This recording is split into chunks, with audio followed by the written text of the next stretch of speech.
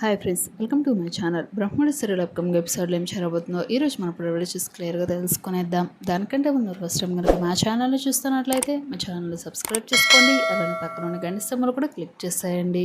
ఇక వీడియోలోకి వెళ్ళినట్లయితే రాజు బ్రతికే ఉన్నాడు, గతాన్ని మర్చిపోయాడు అని చెప్పేసి అంటూ దుగ్గరాల వారి కుటుంబానికి చెప్పిన యామిని తల్లిదండ్రులు షాక్లో అపర్ణ, సుభాష్, కావ్య.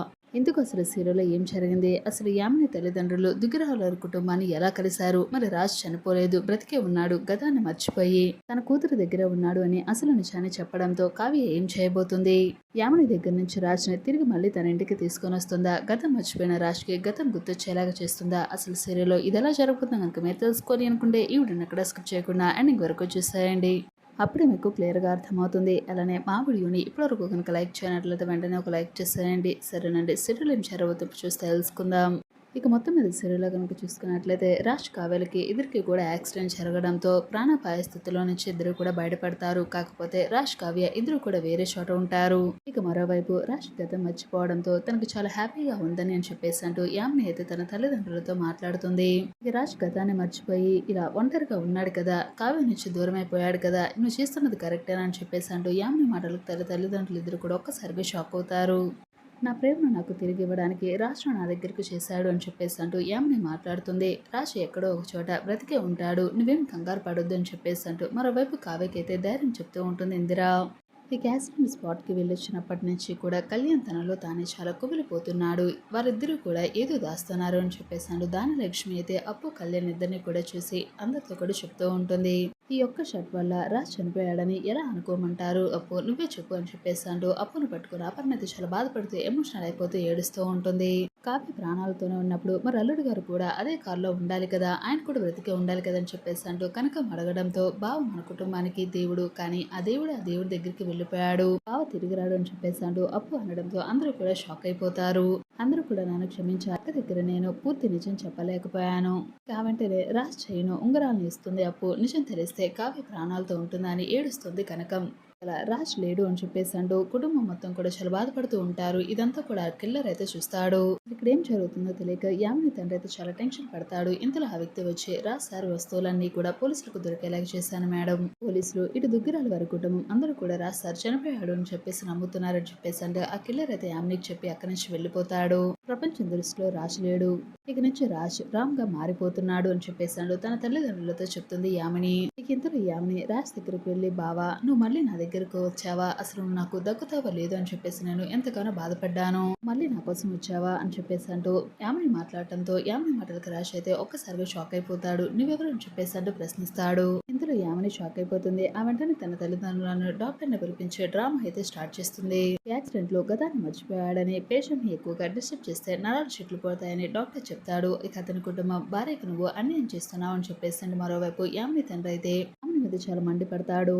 పెళ్ళైన వాడిని పెళ్లి చేసుకోవాల్సిన కర్మ నీకేంటి అని చెప్పేసి అంటూ యామిని తల్లి అయితే అడుగుతుంది. నేను ప్రేమించిన వాడు దక్కలేదని జీవితాన్ని నాశనం చేసుకోవాలని అనుకుంటున్నానా, అప్పటికి కూడా అలా అనుకోని నా జీవితం ఎందుకు నేను నాశనం చేసుకోవాలి, నన్ను డిస్టర్బ్ చేస్తే నేను మళ్ళీ ఆ మత్తు బానిసలకే అలవాటు అయిపోతాను, జాగ్రత్త, ఏం చేయాలనుకుంటున్నానో అది చేయనివ్వండి, నా ప్రేమను బ్రతికివ్వండి అని చెప్పేసాడు. యామిని అయితే తన తల్లిదండ్రులు ఇద్దరిని కూడా బెదిరిస్తుంది.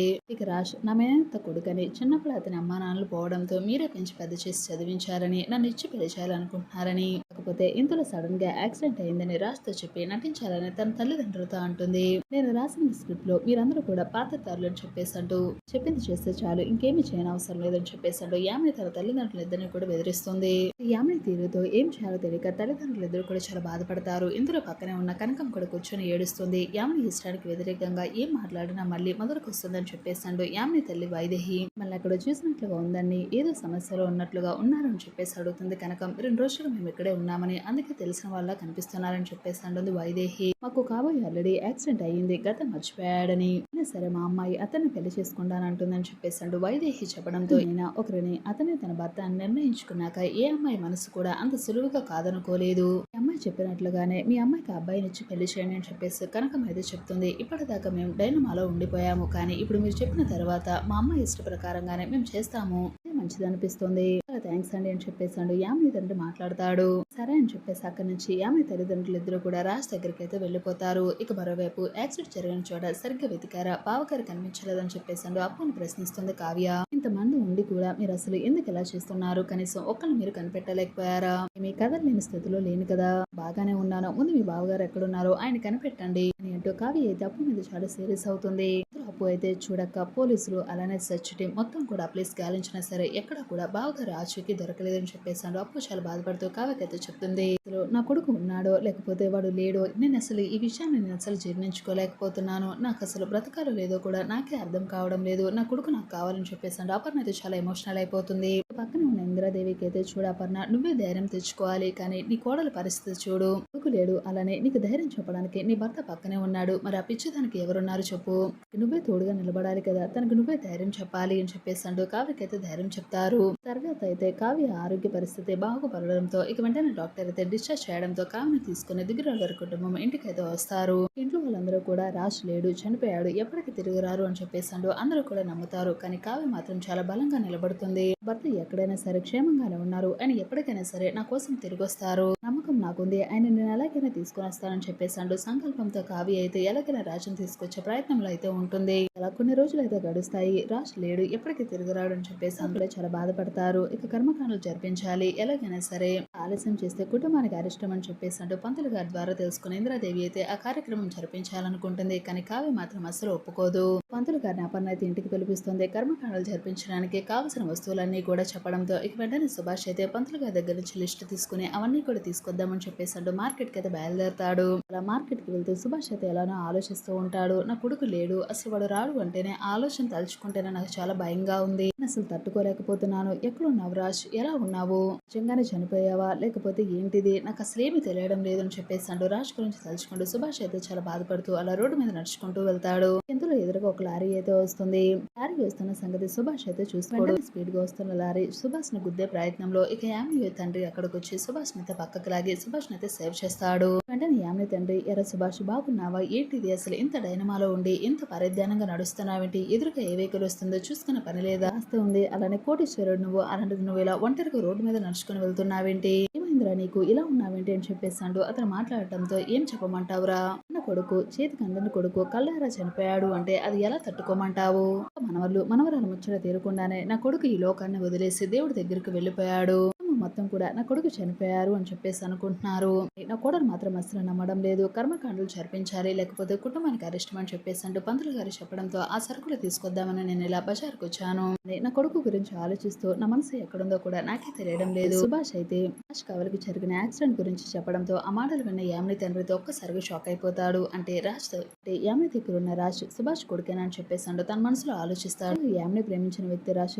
సుభాష్ కొడుక కాదని మనం తెలుసుకోవాలి అంటే ముందు సుభాష్ ఇంటికి వెళ్ళాలి అని చెప్పేసి అంటే నిర్ణయించుకున్న యామిని తండ్రి అయితే సరేరా సుభాష్, సారి మీ ఇంటికి వెళ్దాం పదా, కుటుంబం వాళ్ళందరినీ కూడా నాకు పరిచయం చేయవా, నేను మన స్నేహంలో నన్ను పూర్తిగా మర్చిపోయావని చెప్పేసి అంటూ యామిని తండ్రి మాట్లాడటంతో అదేంటి అలా మాట్లాడుతున్నావు, నేను ఎలా మర్చిపోతాను పద ఇంటికి అని చెప్పేసి అంటూ కర్మకాండలు కావాల్సిన వస్తువులన్నీ కూడా సుభాష్ అలానే అతని స్నేహితుడు ఎదురు కూడా తీసుకుని తన స్నేహితుని అంటే యామిని తండ్రిని తీసుకుని సుభాష్ అయితే దుగ్గురాల వారి ఇంటికి అయితే వస్తాడు. ఇంతలో దారి మధ్యలో వైదేహి కూడా కనిపిస్తుంది. ఇక వైదేహి కనిపించడంతో ఇక్కడ నా వీటి వైదేహి, ఇతను నా ఫ్రెండ్ సుభాష్, నేను వీళ్ళ ఇంటికి వెళ్తున్నాను, నువ్వు కూడా వస్తావని చెప్పేసి అంటూ వైదేహిని తీసుకుని వాళ్ళ తండ్రి అయితే దుగ్గురాల వారి ఇంటికి అయితే వస్తాడు. ఇంటికి రావడంతో ఇంట్లో వాళ్ళందరినీ కూడా పరిచయం చేస్తాడు. సుభాష్ అయితే ఇదిగో నా కొడుకు నా కోడలు అని చెప్పేసి అంటూ రాజ్ కావ్య ఇద్దరు కూడా పెళ్లి చేసుకున్న ఫోటోని అయితే చూపిస్తాడు. ఇక రాజును చూస్తున్న యామిని తండ్రి అయితే ఒక్కసారిగా షాక్ అయిపోతాడు. ఇదేంటి ఇతను నీ కొడుక, నా ఇంట్లో ఉన్నది నీ కొడుకేనా అని చెప్పేసి అంటూ అయితే నోరు చారేసరికి అందరూ కూడా ఒక్కసారిగా షాక్ అయిపోతారు. ఏంటి నువ్వు మాట్లాడుతున్నావు అంటే మా రాజ్ బ్రతికే ఉన్నాడు అని చెప్పేసి అడగడంతో అవును నీ రాజ్ బ్రతికే ఉన్నాడు, యాక్సిడెంట్ జరిగిన చోట ఆవిడ మాత్రమే మీరు తీసుకుని వచ్చారు, కానీ రాజ్ మాత్రం నా కూతురు తీసుకొచ్చేసింది, నా కూతురు నీ కొడుకును ప్రేమించింది, ప్రేమ నిజానికి శాడిజం, ఎలాగైనా సరే రాజ్ తన సొంతం చేసుకోవాలి అని చెప్పేసాడు. గతం మర్చిపోయినా సరే మళ్ళీ మీ ఇంటికి తీసుకురానివ్వకుండా తన జీవితం నుంచి కావ్యని దూరం చేసి తన భార్య అవ్వాలి అనుకుంటుంది. ఏమాత్రం అలా ఇష్టం లేదు. తన కోసం తన భార్య తన కుటుంబీకులంతా కూడా ఎంతో బాధపడతారు. నువ్వు ఇలా చేయడం కరెక్ట్ కాదు అని చెప్పేసి మేము నచ్చ చెప్పాము, కానీ ఎంతైనా తన నా కూతురు కదా, కూతురు క్షేమ ఏ తండ్రైనా కోరుకుంటాడు కదా, మేము తప్పని పరిస్థితుల్లో తన ప్రేమను అంగీకరించాల్సి వచ్చింది. రాజ్ నీ కొడుకుని తెలిస్తే మాత్రం నేను అసలు ఊరుకునేవాడిని కాదు. ఇప్పుడు సుభాష్ మీరందరూ కూడా భయపడొద్దు, బాధపడొద్దు, రాజ్ బ్రతికే ఉన్నాడు, క్షేమంగా మా ఇంట్లోనే ఉన్నాడని చెప్పేసి యామిని తండ్రి రాజ్ బ్రతికి ఉన్నాడని అసలు నిజం చెప్పడంతో అందరూ కూడా ఒక్కసారిగా షాక్ అయిపోతారు. చూసారా ఫ్రెండ్స్, రాబోయే మన బ్రహ్మణ సీరియల్ అప్కమింగ్ ఎపిసోడ్ లో అయితే ఖచ్చితంగా ఇలా అయితే జరగబోతుంది. యామిని తండ్రి ద్వారా రాజ్ బ్రతికే ఉన్నాడు అని చెప్పేసి సుభాష్ అలానే కావ్య అపర్ణ దుగ్గురాల వారి కుటుంబం అయితే తెలుసుకోబోతుంది. యామిని దగ్గర నుంచి కావ్య రాజ్ ని తిరిగి తీసుకొచ్చేయాలి అని చెప్పేసి మీరైతే కోరుకుంటే ఇవ్వడం తప్పకుండా ఒక లైక్ చేయండి. మా ఛానల్ బ్రహ్మణ సీరియల్ అప్కమింగ్ ఎపిసోడ్ ఏం జరగబోతుందో డైలీ తెలుసుకోవాలనుకున్నా మా ఛానల్ సబ్స్క్రైబ్ చేసుకోండి. అలానే పక్కన గంట సమయంలో కూడా క్లిక్ చేసేయండి.